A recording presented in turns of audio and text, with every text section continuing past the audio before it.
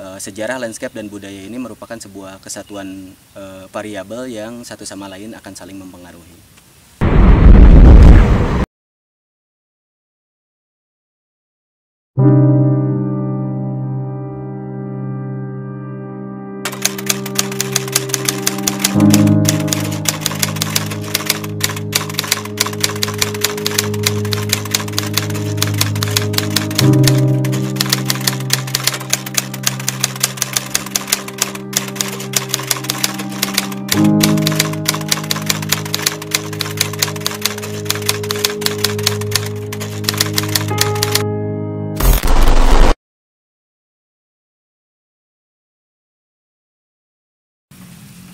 Komunitas Jelajah Gunung Bandung itu terbentuk mulai dari tahun 2009-2010.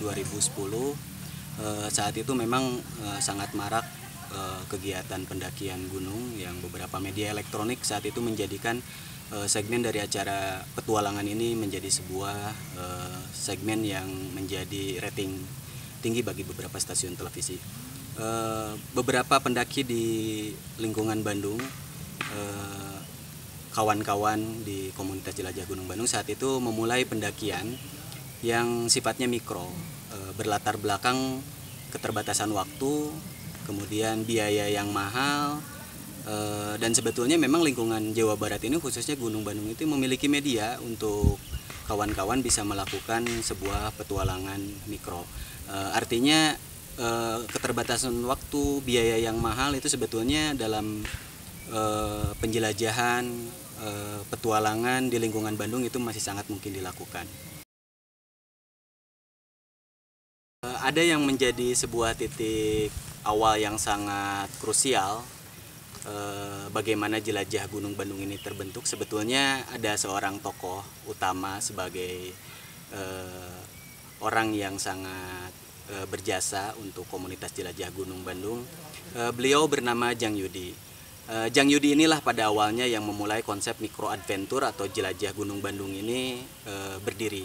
Jadi Jang Yudi saat itu dia dengan mandiri dan swadaya melakukan pendakian gunung-gunung di lingkungan Bandung Raya. Kemudian beliau banyak sekali melakukan penulisan, pendataan, dan laporan dari setiap hasil perjalanannya.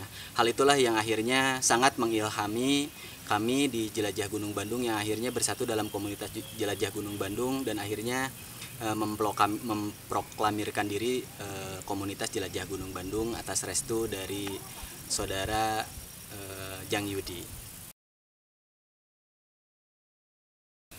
Dengan keterbatasan waktu, kemudian keterbatasan biaya yang memang cukup menjadikan effort untuk melakukan sebuah konsep atau kegiatan petualangan, maka Gunung Bandung dan lingkungannya itu bisa dijadikan sebuah media untuk melakukan kegiatan-kegiatan tersebut. Nah, berlatar belakang itu, berangkat dari hal tersebut, kami kawan-kawan di Jelajah Gunung Bandung mulai melakukan kegiatan pendakian dan penjelajahan di lingkungan gunung-gunung Bandung. Walaupun sebetulnya memang secara lokal angka kunjungan ke daerah-daerah atau lingkungan gunung-gunung di Bandung ini memang sangat frekuentif dan bisa dibilang ini menjadi sebuah jadwal mingguan bagi teman-teman lokal di lokal atau domestik di lingkungan Gunung Bandung. Nah, Jelajah Gunung Bandung sendiri pada awalnya memang hanya melakukan itu. Lama-kelamaan kita berpikir secara kolektif dalam komunitas, sebetulnya komunitas itu harus bisa memberikan sebuah nilai-nilai tambah atau membuat kawan-kawan di dalam komunitas itu mempunyai elevated atau peningkatan pengetahuan atau hal apapun yang sifatnya positif. Maka Jelajah Gunung Bandung saat itu mulai berpikir konsep dan kegiatan seperti apa yang memang seharusnya bisa memberikan nilai-nilai positif seperti tadi yang saya utarakan. Maka Jelajah Gunung Bandung secara bersama-sama kami membuat sebuah jargon yang menjadikan sebuah titik tolak bagaimana pemikiran dan kegiatan kami dituangkan melalui sejarah, landscape, dan budaya. Sejarah, landscape, dan budaya ini akan selalu saling berkaitan. Budaya itu akan dipengaruhi oleh bentuk bentang alam daripada media tempat berinteraksi mereka. sejarah dipengaruhi oleh landscape. Kemudian sejarah dan landscape ini akan mempengaruhi apa yang terjadi yang menjadikan itu sebuah sejarah. Demikian pula sebaliknya, sejarah itu mempengaruhi bagaimana budaya itu bisa terbentuk. Sejarah, landscape, dan budaya ini merupakan sebuah kesatuan variabel yang satu sama lain akan saling mempengaruhi. Ketika komunitas Jelajah Gunung Bandung dalam melakukan perumusan untuk konsep 7 Puncak Gunung Bandung ini, komunitas Jelajah Gunung Bandung melakukan kajian-kajian yang bersumber daripada literasi-literasi yang sudah ada. Kemudian kita melakukan pendekatan-pendekatan budaya melalui interview kepada tokoh-tokoh wilayah yang paling mungkin kita pilih menjadi puncak-puncak gunung yang akan masuk di dalam 7 Puncak Gunung Bandung berdasarkan konsep tatar ukur. Nah, dalam konsep tatar ukur sebetulnya wilayah Bandung yang ada di dalamnya saat ini itu merupakan bagian kecil daripada konsep wilayah tatar ukur yang sangat besar saat itu. Wilayah tatar ukur pada abad ke-18 menurut beberapa sumber literasi yang kami dapatkan itu terbentang mulai daripada Garut sampai kepada wilayah Purwakarta, kemudian Ciasem dan Subang, dan sebagian wilayah Cianjur. Nah, dari sana kita mereposisi melalui pendekatan administratif apa yang ada sekarang, maka muncullah 7 puncak Gunung Bandung yang kita pilih. Antara lain Gunung Burangrang, Gunung Sunda, Gunung Bukit Tunggul, Gunung Malabar, Gunung Masigit,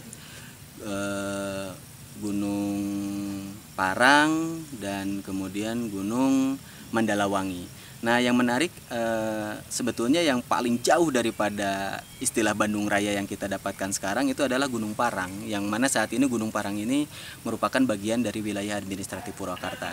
Berdasarkan konsep tatar ukur, wilayah Purwakarta yang saat itu dikenal dengan nama Ukur Negara Agung kalau saya tidak salah, itu merupakan bagian daripada tatar ukur yang pada saat itu Bandung merupakan wilayah yang ada di dalamnya. Secara umum siapapun itu yang namanya komunitas kita dibangun dari secara kultural, artinya siapapun itu yang sudah masuk di grup Facebook, grup WhatsApp itu adalah bagian daripada Jelajah Gunung Bandung. Tapi ada tahap selanjutnya yang itu pun tahapnya tahap-tahap yang kultural. Setelah mengikuti kegiatan Jelajah Gunung Bandung, lalu mengikuti rangkaian demi rangkaiannya, dan siapapun yang memiliki ikatan emosional terhadap Jelajah Gunung Bandung secara tidak langsung itu sudah menjadi bagian daripada Jelajah Gunung Bandung. Banyak sekali kegiatan yang sudah dilakukan oleh kami Jelajah Gunung Bandung, di antaranya ya menjelajah Gunung Bandung itunya sendiri, tentang rata-rata sih tektok, artinya kita namakan tektok itu pendakian dalam 1 hari pulang pergi, karena rata-rata di gunung-gunung Bandung itu relatif dekat, jadi bisa diakses 1 hari pulang pergi. Lalu kemudian ada juga yang sudah kita lakukan itu seperti ekspedisi 7 Gunung Bandung, 7 Puncak Gunung Bandung. Lalu ada juga pesantren gunung, yang pesantren gunung ini melibatkan mengajak berbagai komunitas, berbagai organisasi untuk bergabung bersama, dan biasanya itu dilakukan di bulan Ramadan. Lalu kegiatan-kegiatan lainnya yang seperti berbaur dengan komunitas, organisasi, dan kegiatan lingkungan, konservasi. Lalu kemudian ada program ekspedisi ensiklopedi Gunung Bandung atau EGP. Ekspedisi ensiklopedi Gunung Bandung adalah program jangka panjang bagi kami. Program ini mulai digagas di tahun 2015 dan mulai launching di tahun 2016. Sejauh ini kami sudah melakukan progres yang lumayan, dan dalam tataran teknis program ini adalah program pendataan lapangan gunung-gunung yang ada di Bandung, seputar tentang sejarah, landscape, dan budayanya itu sendiri di setiap gunung-gunung yang ada di Bandung. Pendataan yang dilakukan adalah seperti misalnya dari hal penamaan, dari contohnya misalnya Gunung Bukit Tunggul. Dari hal penamaan masyarakat sisi selatan bisa saja itu disebut dengan Gunung Bukit Tunggul. Tapi belum tentu di sisi utara atau di sisi barat itu disebut dengan nama gunung yang sama, Gunung Bukit Tunggul. Bisa jadi itu gunung A, B atau C atau yang lainnya. Lalu kemudian selain dari penamaan, banyak sekali yang kita data di lapangan seputar tentang sejarah landscape dan budayanya itu sendiri. Lalu kemudian sejauh ini program ini sudah terus mengalami progres yang lumayan dan terus digarap oleh tim, dan program ini dilaksanakan oleh tim khusus dari Jelajah Gunung Bandung, dan diupayakan tahun ini segera beres dan nanti hasilnya itu berupa sebuah ensiklopedi dari Gunung A sampai Z yang ada di Bandung Raya, dan itu mencakup tentang data-data di setiap gunungnya itu sendiri. Tentang kegiatan Jelajah Gunung Bandung secara umum, ini ada kaitannya juga dengan ekspedisi ensiklopedi Gunung Bandung, tentang pendataan gunung. Jadi mendata gunung itu kami tidak harus mengunjungi setiap gunungnya. Kami tidak harus sampai ke puncak gunungnya. Cukup dengan datang ke masyarakat setempat, datang ke sumber-sumber atau kuncen-kuncen yang ada di kaki gunung setempat, lalu kami menggali informasi dari sana selain dari literatur dan lain sebagainya.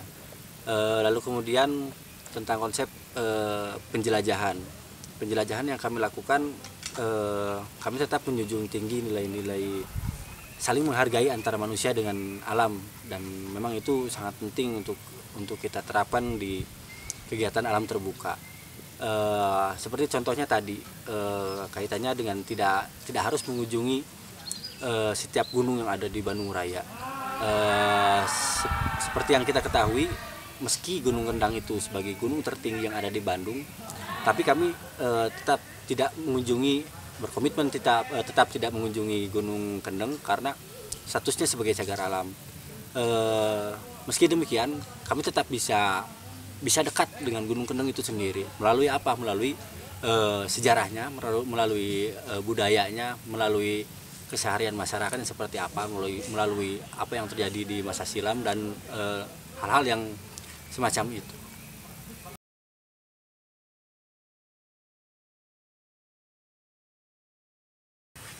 Dari 700 gunung Bandung Raya, kenapa sampai hari ini 700 gunung itu tidak populer dibandingkan dengan gunung-gunung yang ada di luar Bandung? Menurut saya pribadi, ini kaitannya dengan fenomena yang terjadi setidaknya 1 dekade atau 1 dasawarsa ke belakang ini. Fenomena yang terjadi belakangan ini kan begitu maraknya pendakian, begitu maraknya kegiatan di alam terbuka, dan ini diawali dengan sebuah momentum yang memancing orang-orang untuk melakukan sebuah pencapaian secara fisik, melakukan sebuah pencapaian ketinggian, semudra awan dan lain sebagainya. Nah, di gunung-gunung Bandung kebanyakan orang menilai itu tidak ada di gunung-gunung Bandung. Yang padahal kita bisa berdiri di sudut pandang yang lain. Artinya Gunung Bandung bisa menjadi hal istimewa bagi kita semua dari sudut pandang tentang kemewahan sejarah, kemewahan budaya, kemewahan landscape-nya itu sendiri. Lalu kemudian kalau misalnya orang-orang lebih memfavoritkan gunung-gunung yang ada di luar Bandung dengan ketinggiannya, dengan samudra awannya, kita juga bisa menjadikan gunung-gunung Bandung ini sebagai sebuah pionir. Artinya gunung-gunung Bandung megah dengan sejarah, landscape dan budayanya itu sendiri.